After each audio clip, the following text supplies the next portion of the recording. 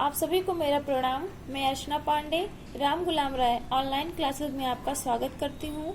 आज का मेरा टॉपिक अनुच्छेद का शीर्षक लिखना है।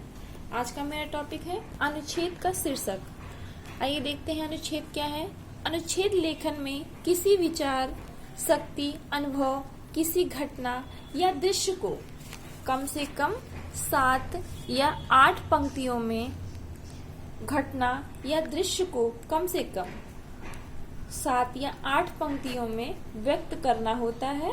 संस्कृत या हिंदी भाषा ज्ञान व भावबोध परीक्षण के लिए उच्च प्राथमिक स्तर के छात्रों को कुछ अनुच्छेद लेखन के लिए दिया जाता है। अनुच्छेद 6 या 7 लाइन का होता है।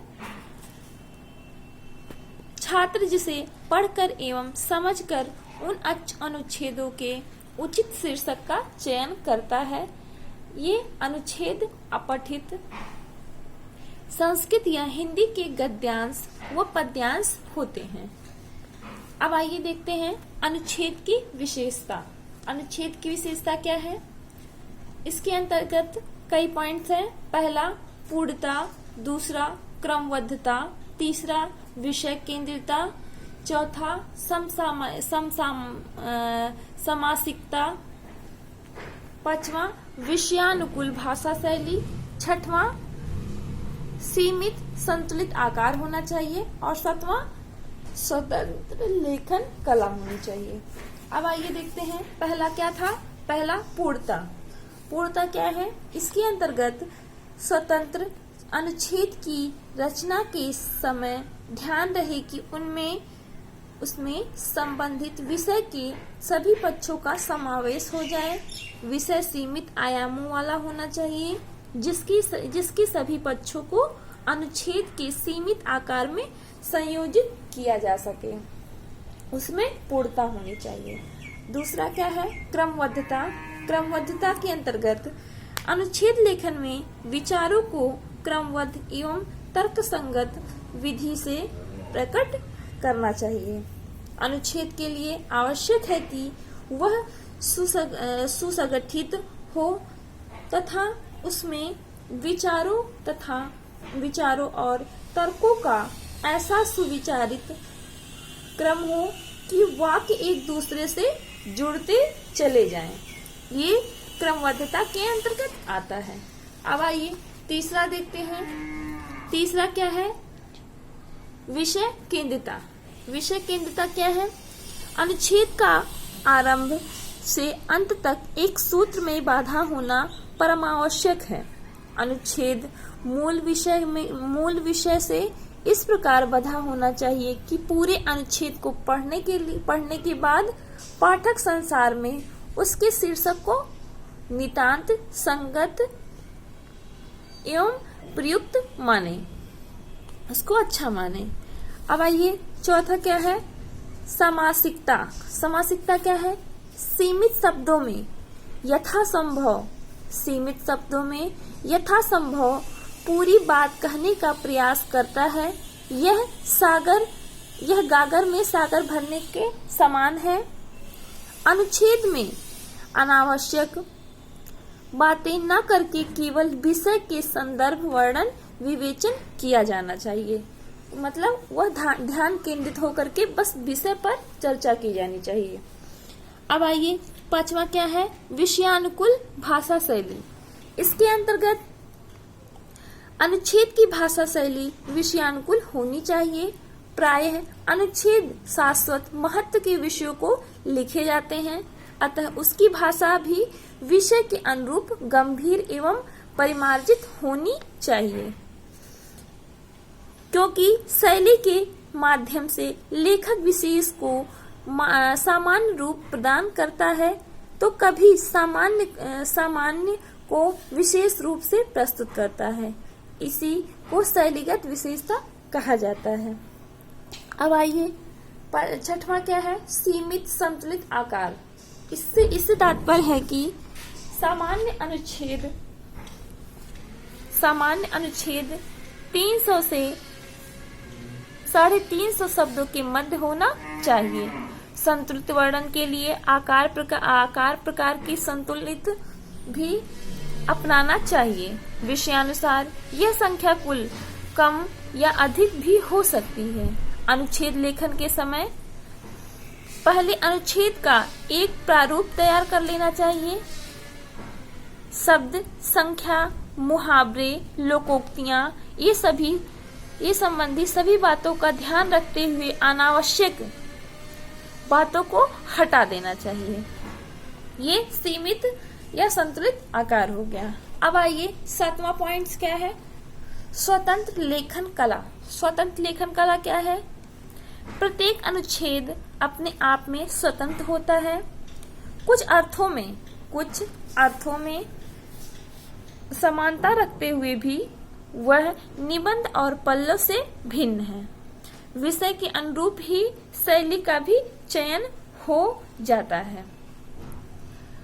अब आते हैं, ये तो अनुच्छेद की विशेषता हो गया। अब आइए देखते हैं अनुच्छेद लेखन की शैलियां। अनुच्छेद लेखन की शैलियां क्या है? भाषा एवं साहित्य को जोड़ने वाली संकल्पना को शैली कहा जाता है। शैली को भाषा पद्धति भी कहा जाता है। भाषा में प्रयुक्त विशेष, विधा विशेष एवं विशेष के अनुसार जो विभिन्नताएं दिखाई देती हैं उन्हें भाषा की शैलियां कहा जाता है। अनुच्छेद लेखन में प्रायः निम्नलिखित शैलियों का प्रयोग होता है, जैसे भावात्मक शैली, समास शैली, व्यंग्य शैली, चित्र शैली, तरंग शैली आदि। ये अनुच्छेद लेखन की शैलियां हैं। अब आइए अनुच्छेदों का उचित शीर्षक चयन करते समय ध्यान देने योग्य बातें। अनुच्छेद का उचित शीर्षक चयन करते समय ध्यान देने योग्य बातें निम्न है। पहला पॉइंट, अनुच्छेद को प्रारंभिक व अंतिम भाग में ही शीर्षक प्रायः निहित होता है, इसलिए इन भागों पर विशेष ध्यान देना चाहिए। अनुच्छेद को तब तक पढ़ना चाहिए जब तक कि उसका भावार्थ भली भांति समझ में न आ जाए। अनुच्छेद को तब तक पढ़ना चाहिए जब तक कि उसका भावार्थ भली भांति समझ में न आए। अनुच्छेद के महत्वपूर्ण अंशों को रेखांकित कर लेना चाहिए। जो अनुच्छेद हैं, जो 6-7 लाइन के अनुच्छेद होते हैं, शीर्षक होते हैं, उनके कुछ महत्वपूर्ण अंशों को रेखांकित कर लेना चाहिए। शीर्षक संक्षिप्त, सारगर्भित एवं विषयानुसार चयनित करना चाहिए। मतलब जो शीर्षक है, अनुच्छेद का जो शीर्षक है वो संक्षिप्त, सारगर्भित एवं विषय के अनुसार चयनित करना चाहिए। अगला देखते हैं, वाक्य छोटे छोटे, सरल, स्पष्ट, रोचक और प्रभावशाली होना चाहिए। वाक्य छोटे होने चाहिए, सरल होने चाहिए, स्पष्ट होने चाहिए एवं रोचक व प्रभावशाली भी होने चाहिए। ये था ध्यान देने योग्य बातें। अब आइए देखते हैं अपठित काव्यांश को हल करने के लिए आवश्यक निर्देश व सुझाव। इसके अंतर्गत छात्र काव्यांश के प्रश्नों को ध्यान पूर्वक पढ़े, उसके भावों को समझने की कोशिश करें। अपठित गद्यांश का जो है, काव्यांश का है, उसके भाव को समझने की कोशिश करें। सभी प्रश्न भाव पक्ष, भावार्थ अर्थ से संबंधित होते हैं।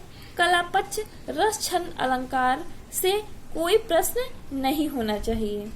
प्रश्नों को पहले आत्मसात करके ही प्रश्नों को पहले आत्मसात मतलब अपने विचार चिंतन मनन में रख करके पंक्तियों पर ध्यान देना चाहिए, तभी प्रश्नों के सटीक उत्तर दिए जा सकते हैं। आइए 5वां देखते हैं, प्रश्नों के उत्तर लिखते समय यह अधिक से अधिक प्रयास करना चाहिए कि उत्तर अपने शब्दों में तथा छोटे छोटे वाक्यों में लिखा जाए।